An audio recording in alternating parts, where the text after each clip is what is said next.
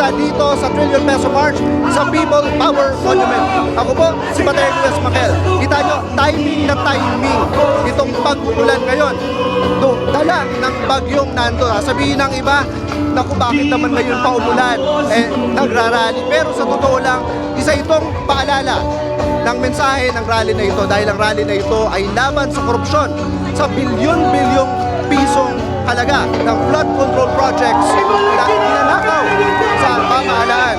Kita nyo, ito yung mga release na dito. Hindi sila nagpapatinag sa ulan. Di matatapos itong gulo. Sana matupad yung wish ni Cara David! Kurakot! Gulong na yan! Kurakot! Gulong na yan! Mga kurakot! Gulong na yan! Kita nyo hindi pa tayo nakakapagtanong pero talagang yung mga tao dito may mensahe na talagang dala sa protestang ito. Tara, tignan naman natin dito yung mga miyembro ng simbahan, mga alagad ng simbahan na nakikisa sa rally ito. Taga saan po kayo? Taga Recoletos mo kami! Recoletos, bakit po kayo nandito ngayon? Para sa hostisya! Ikulong na! Ito po, ng mga kasama nyo. Bakit po kayo nandito ngayon? Atras muna po tayo. Para po paglaban po yung dignidad na nawala at yung justisya na para po sa bayan natin po. Ayan po. Thank you very much. Taga Recoletos din kayo. Oh, kita nyo sila, no? Nakaputing sutana pero talagang nandito pa rin. Hindi yan aalis kahit umuulan. Tama? Hindi na isara. Ito naman, no? Dito, si sister. Hirap na hirap sa paghahawak nitong tarpaulin. Yung kanilang tarpaulin na para sa protesta, ginawa na rin nilang payong. Sister, taga saan po kayo? Ay, Maris Melis po. Taga Quezon City po. Sister, bakit kayo nandito ngayon? Ay, to join po for to fight the corruption. Sister, ano bang mensahe nitong inyong tarpaulin? Sumama na ako sa kanila.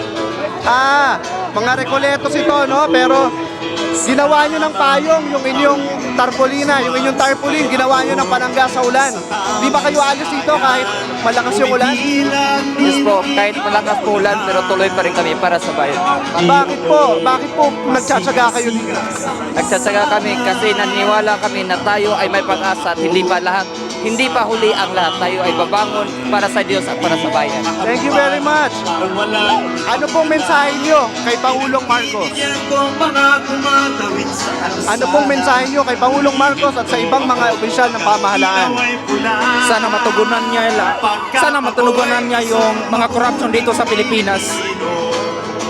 Kasi ewan ko bakit hindi niya nakikita yung corruption. Actually matagal na yan. Bakit hindi niya inaksyonan? Yun lang po. Thank you very much. So ito, no, kanina palangga nila sa ulan pero pakita na natin yung mensahe ng kanilang tarpaulin. Let justice be told. Let truth reign. Mula sa Recoletos School of Theology.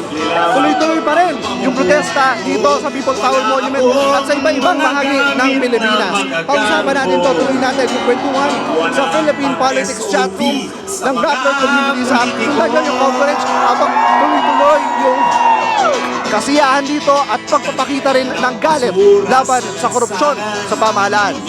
Ako po si Paterno Wes Makel.